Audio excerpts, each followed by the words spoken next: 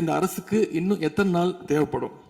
இந்த நிலைமை தொடராமல் இருக்க என்ன நடவடிக்கை எடுக்க போறீங்கன்னு முதலமைச்சர் அவர்கள் தன்னுடைய பதிலுரையில் சொல்லணும். ஒரே ஒரு ஆறுதல், ஒரே ஒரு மகிழ்ச்சியான செய்தி என்னன்னா, ஆளுநர் உரையின் பொழுது சட்டமன்றத்தில் பவர் கட் ஆகல. அதுக்கு இந்த அரசை பாராட்டலான்னு நான் நினைச்சேன். அப்படி நினைக்கும் போது பாத்தீங்கன்னா சட்டசபை நிகழ்ச்சியை லைவ்ல கட் பண்ணிட்டாங்க. இன்னைக்கு லைவ்ல வந்துட்டு இருக்கா அப்படின்னு எனக்கு தெரியல, கொடுத்துருக்கிறதா சொன்னாங்க.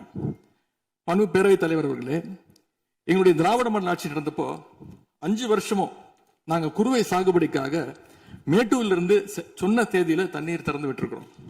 ஆனா புதிய அரசு ஆட்சிக்கு வந்திருக்கக்கூடிய இந்த சமயத்துல மேட்டூர் அணையில நீர் திறக்கிற அளவுக்கு அங்க தண்ணீர் இல்லை. குறிப்பா ஜூன் மாசத்துல 9.91 டிஎம்சி தண்ணீரை தமிழ்நாட்டுக்கு திறந்து விடணும்னு காவிரி நதிநீர் மேலாண்மை ஆணையம் கர்நாடகாவுக்கு உத்தரவு போட்டது. ஆனா இந்த நிமிஷம் வரைக்கும் அந்த உத்தரவை கர்நாடகா நிறைவேற்றல. அதை நிறைவேற்ற முதலமைச்சர் என்ன செய்ய போறாருன்னு பதிலுரையில சொல்லணும். அதேபோல் டெல்டாவில் 6 லட்சம் ஹெக்டர் அளவுக்கு குறுவை சீசன்ல குறுவை சாகுபடி ஆகும். இந்த முறை மேட்டூர் அணையில தண்ணீர் திறக்காதனால அரசு அறிவிச்சிருக்கக்கூடிய குறுவை சிறப்பு தொகுப்பு ஸ்பெஷல் பேக்கேஜ் 134 கோடி ரூபாய்க்கு அறிவிச்சிருக்கிறீங்க. அது பத்தலன்னு இன்னைக்கு விவசாயிகள் போராடிட்டு இருக்கிறாங்க. சிறப்பு தொகுப்பு கஷ்டத்தை போக்காது, உரிய நிவாரணத்தை விரைவா அறிவிக்கணும்னு விவசாயிகள் எல்லாம் போராடிட்டு இருக்கிறாங்க. அதனால் டெல்டா விவசாயிகளின் சார்பாக ஒரு கோரிக்கையை முதலமைச்சர் அவர்களுக்கு வைக்க விரும்புகிறேன். தமிழ்நாடு முழுக்க போராடிட்டு இருக்கக்கூடிய அனைத்து விவசாய சங்க பிரதிநிதிகளையும் அழைச்சு முதலமைச்சர் அவசரமாக ஒரு ஆலோசனை கூட்டத்தை நடத்த வேண்டும். காலதாமதம் இல்லாம விரைவா அந்த கூட்டம் நடத்தப்பட வேண்டும்னு கோரிக்கை வைக்கிறேன். அவங்களுடைய கோரிக்கைகளை நிறைவேற்றி கொடுக்கிறதுக்கான அனைத்து நடவடிக்கைகளையும் அரசு எடுக்க வேண்டும். விவசாயிகளுக்கு இன்னொரு பெரிய பிரச்சனையும் ஏற்பட்டிருக்கு.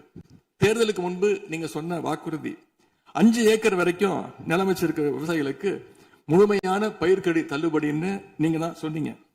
ஆனா விவசாயிகளை இன்னைக்கு சிறு குறு விவசாயிகள்னு பிரிச்சு அதுலயே நிறைய ஸ்லாப்ஸ் ஏற்படுத்தி வச்சிருக்கிறீங்க.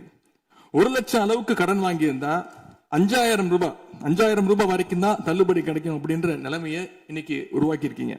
அதுக்கப்புறம் அதுலயும் ஒரு சேஞ்ச் கொண்டு வந்தீங்க.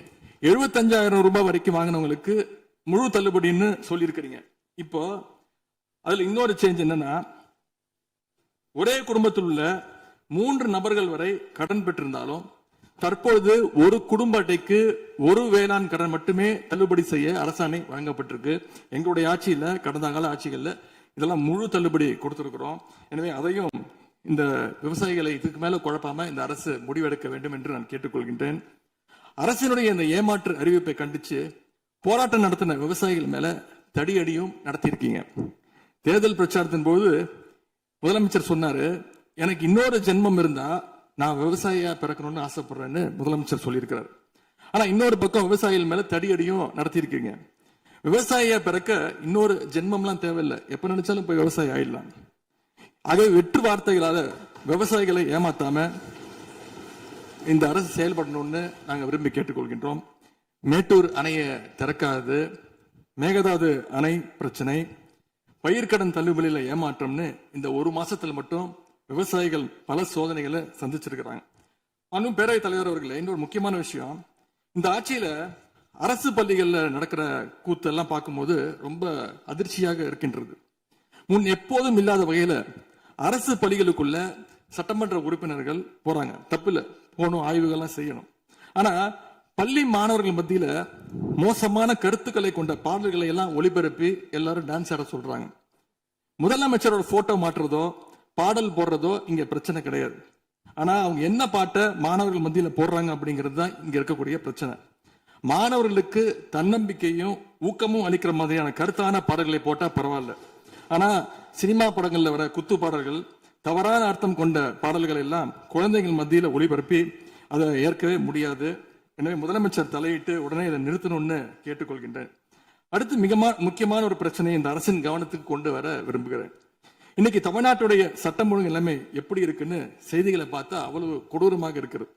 1 மாசத்துல 200க்கும் மேற்பட்ட பாலியல் குற்றங்கள் நடந்திருக்கு. அதுல 100க்கும் அதிகமான குற்றங்கள் சிறுமிகள் மீதான பாலியல் வன்கொடுமைகள். ஜனநாயக நடைமுறைக்கு எதிராக குழந்தைகளை பயன்படுத்தி பெரியவங்க கிட்ட வாக்கு கேட்டார் என்று இருக்கக்கூடிய முதலமைச்சர். ஆனா அவர் ஆட்சியில குழந்தைகளுக்கும் பாதுகாப்பு இல்ல, பெரியவங்களுக்கும் பாதுகாப்பு இல்லைங்கிற நிலைமை இன்னைக்கு நடந்துட்டு இருக்கு. இந்த புதிய அரசு ஆட்சிக்கு வந்த ஒரு சில நாட்கள்லயே கோயம்புத்தூர்ல 10 வயது பெண் குழந்தைய பாலியல் வன்கொடுமை செஞ்சு கொலை பண்ணியிருக்கிறாங்க.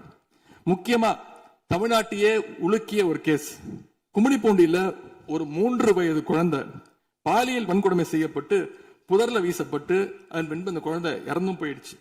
இந்த சம்பவத்துக்கு நீதி கேட்டு அங்க இருக்கக்கூடிய மக்கள்லாம் போராட்டத்துல இறங்கிட்டாங்க. கோயம்புத்தூர்லயும் சரி கும்மிடிப்பூண்டியிலயும் சரி 2 சம்பவத்திலுமே மரணமடைஞ்ச குழந்தைகளுடைய உடலை பெற்றோர்கிட்ட முறையா கொடுக்காம வேற இடத்துல காவல்துறை மூலமாகவே அடக்கம் பண்ணிருக்கிறாங்க. இதையெல்லாம் பாக்குறப்போ நாம இன்னைக்கு தமிழ்நாட்டில் தான் இருக்கிறோமா இல்ல உத்தரப்பிரதேசம் மத்திய பிரதேசம் மாதிரி வடநாட்டில் இருக்கோமான்னு எங்களுக்கு சந்தேகம் வருது. சிங்கப்பெண் படைன்னு ஒரு திட்டத்தை முதலமைச்சர் அவர்கள் தொடங்கினார். அந்த திட்டம் வந்த அடுத்த நாளே காவல்துறை சேர்ந்த ஒரு பொண்ணுக்கு 3 பேர் பாலியல் தொல்லை கொடுத்திருக்கிறாங்க. சென்னை மற்றும் சுற்றுப்புறங்கள்ல மட்டும் கடந்த ஜூன் 12ஆம் தேதி 24 மணி நேரத்துல 12 பாலியல் வன்கொடுமை கேசஸ் ரிப்போர்ட் ஆயிருக்கு. சிங்கப்பெண் படை குற்றவாளிகளை சேஸ் பண்ணுவாங்கன்னு பார்த்தா அவங்களும் கூட ரீல்ஸ் போட்டு போஸ்ட் பண்ணிட்டு இருக்காங்க. மன்னன் எவ்வழி மக்கள் அவ்வழின்னு சொல்லுவாங்க. அதை சிங்கப்பெண் படை ஃபாலோ பண்ணுதோன்னு மக்களுக்கு சந்தேகம் வந்துருச்சு. இந்த ஒரு மாசத்துல நடந்த குற்ற சம்பவங்களை எல்லாம் எடுத்து பார்த்தா பெரும்பாலான குற்றவாளிகள் ஆளுங்கட்சியை சேர்ந்தவங்களாவே இருக்கிறாங்க. இவங்க ஆட்சிக்கு வந்து தொகுதியா போய் தொகுதி வாரியா போய் நலத்திட்ட உதவிகள்லாம் செய்வாங்கன்னு பார்த்தா அவங்க கட்சிக்காரங்க தொகுதி வாரியா போய் பாலியல் வன்கொடுமையில ஈடுபட்டு இருக்கிறாங்க. ஆளுங்கட்சியுடைய ஆலந்தூர் பகுதி தயவுசெய்து மொத்தம் பொதுவா நீங்க பேசுவது நான் ஏற்றுக்கொள்ள முடியாது. இல்ல சும்மா ஆதார் பாருங்க,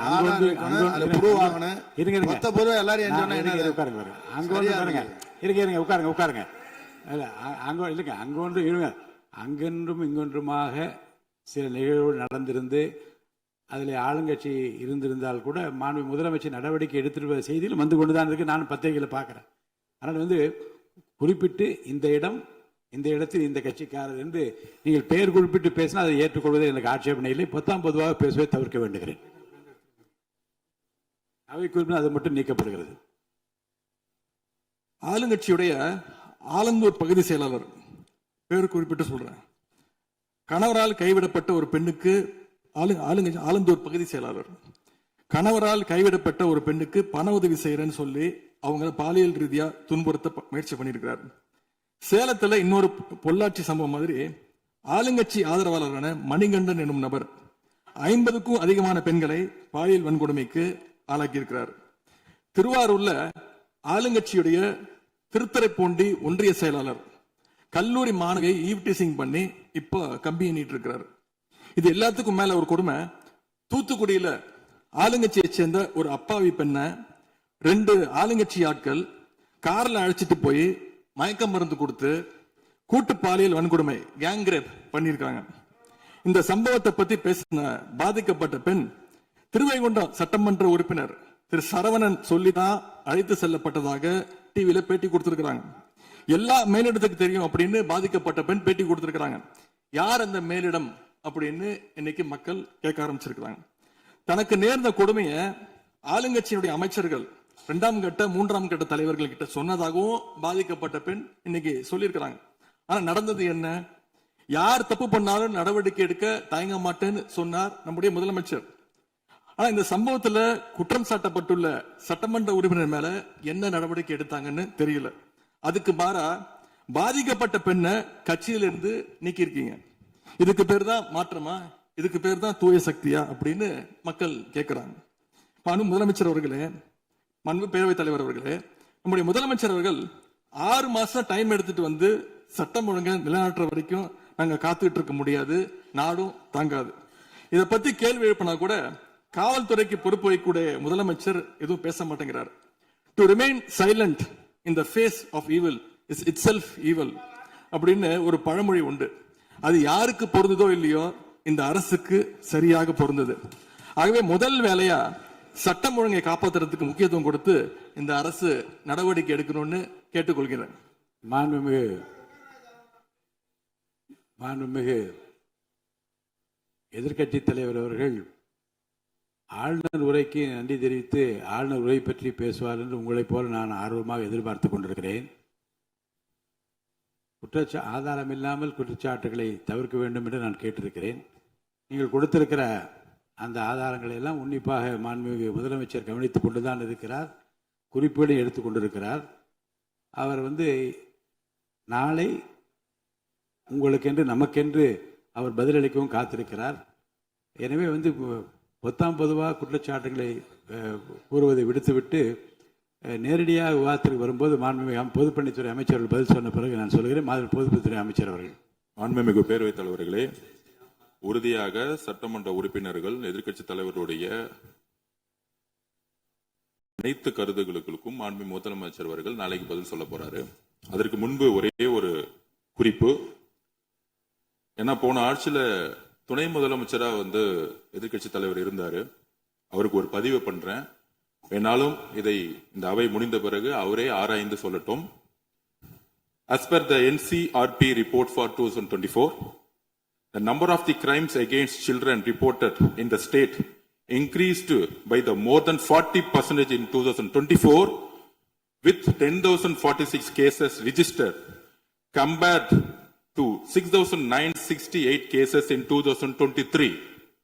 அன்றைக்கு திராவிட முன்னேற்ற கழகத்துடைய முதலமைச்சராக இருந்த திரு மு.க. ஸ்டாலின் அவர்களுடைய ஆட்சியில், நீங்கள் டெப்டி சிஎம்மாக இருந்த ஆட்சியில் 2023 இருந்து 2024க்குள் ஒரு வருடத்தில் 40% போஸ்கோ ஆக்ட், அதாவது குழந்தைகளுக்கு பாதிப்பு ஏற்பட்டது. யாரோட அறிக்கைன்னா NCRP. இதற்கு முக்கிய காரணம் ட்ரக்ஸ். 6 வருடங்களுக்கு முன்பு ட்ரக்ஸ் தமிழ்நாட்டில் கிடையாது, இது எல்லோருக்கும் தெரியும்.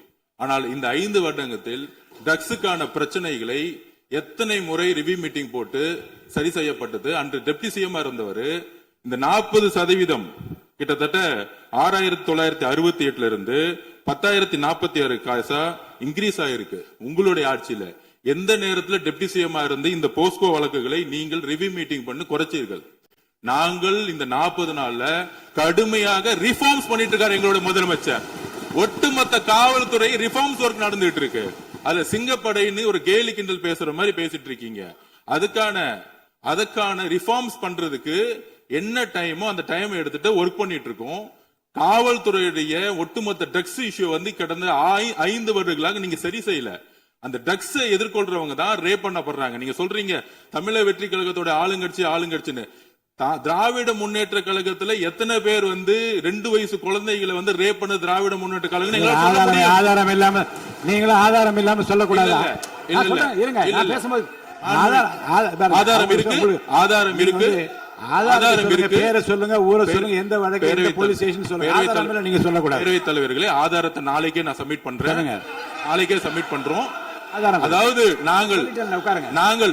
நாங்கள் பதிவு பண்ணுவது, நாங்கள் என்ன இல்ல நான் பேசி முடிச்சிடுறேன். நாங்க பேசி முடிச்சிடுறோம். அதுக்கப்புறம் கருத்து சொல்ல. அதாவது ஒரு கட்சியில நான் பேசி முடிச்சிடுறேன். ஒரு கட்சியில கோடான கோடி மெம்பர்ஸ் இருப்பாங்க. 1 கோடி பேர், அவங்க 2 கோடி பேர் சொல்லுவாங்க. நாங்க அது மாதிரி 1 கோடி பேர் 2 கோடி பேர் சொல்லுவோம்.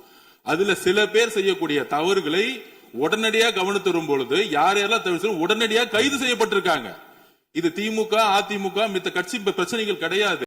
எந்த நபர் தவறு செய்தாலும் கட்சியின் அடிப்படையில் எந்த சட்டம் ஒழுங்கு கிடையாது. எங்களுடைய மாண்புமிகு முதலமைச்சருடைய தலைமையில் சட்டம் ஒழுங்கு நேர்மையான முறையில் மாற்றப்பட்டிருக்கு, கட்சிக்கு அப்பாற்பட்டு. இதை நாங்கள் பதிவு செய்கிறோம். அதனால மாண்புமிகு துணை முதலமைச்சர் அவர்கள் எந்த அளவுக்கு போஸ்கோ கேஸும் ட்ரக்ஸோட இஷ்யூஸும் 2021-26 அதிகமானதுங்கிறத உங்களுடைய ஆய்வை நீங்கள் மேற்கொள்ளுங்கள், எழுதி வைத்துக் கொள்ளுங்கள். 6 மாதத்துக்குள் சட்டம் ஒழுங்கு இந்தியாவில் எந்த அளவிற்கு ஒரு உதாரணமாக இருக்குமோ, பெண் பாதுகாப்புக்கும் குழந்தைகள் பாதுகாப்புக்கும் ஒரு நேர்மையான ஆட்சியை எங்கள் தலைவர் கொடுப்பாருங்கிற நாங்கள் பதிவு பண்றோம்.